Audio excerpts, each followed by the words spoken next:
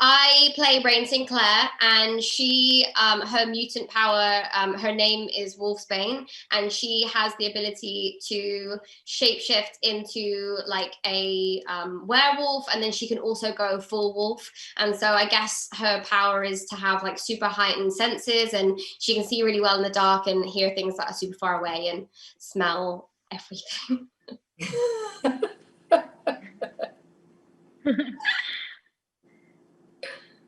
Hi, I play Danny Moonstar, and my power is to make people's deepest fears come to life. And it can like really physically hurt you, it can kill you. Yeah, it's a Mirage, which is my superhero name, Mirage. Yeah. I play Dr. Cecilia Reyes.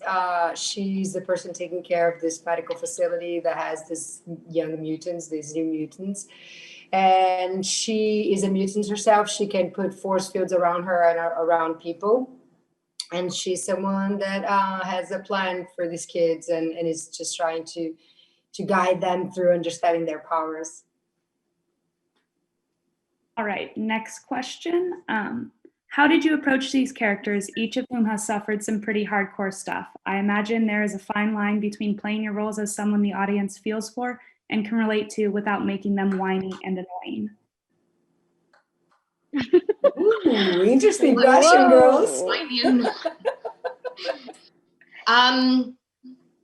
Yeah, I think for the biggest thing that stood out to me was with Rain is how much she doesn't say. And so there's a lot with her that is internalized. And so that can be quite a difficult thing to do when you are in a room full of actors and all of you are playing these characters and you're trying to, you know, be a prominent player and you have nothing to say. And so I think that gives you a lot of space to just internalize a lot. And as an actor, I think I definitely learned a lot about myself in trying to discover the person within me who doesn't speak at any given moment and who does keep a lot of things like within her own head. And I think a lot of people are going to really relate to that.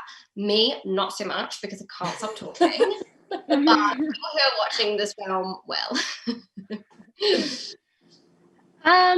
You know, playing Danny is hard because she has to talk about what happened to her a lot, even right from the beginning, because she's just gotten there. I feel like we did actually, while filming, like some reworks on some of the dialogue, because we found that she would just be talking about like, oh, well, you don't understand, you know, what happened. And we were kind of like, oh, this is getting actually a little repetitive. And I don't think she needs to, you don't need to talk about it that much. Like what Maisie's saying, it's like what you don't say. But it's hard to play a character that's been hurt so much. But Danny's like she's like soft-spoken, but she's tough.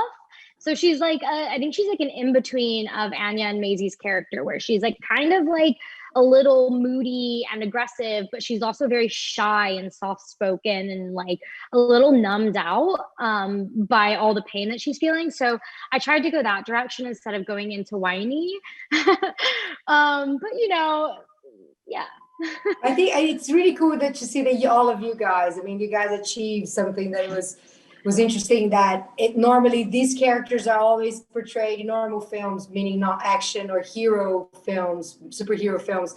They would be the problematic teen, or the teen that has issues, or the teen that is like there's always something related to that. And this film, in a way, which I think the X-Men always do, is that what is called the different and what is the one that is not the normal, they are the heroes, and their struggle is what makes them stronger. And I think you guys really understood that with Josh, with the work that you guys did was really nice to see, is that through the work and through the preparation, understanding these traumas, being character driven, it's what made the film different, meaning you guys from the pain becoming powerful. Yeah.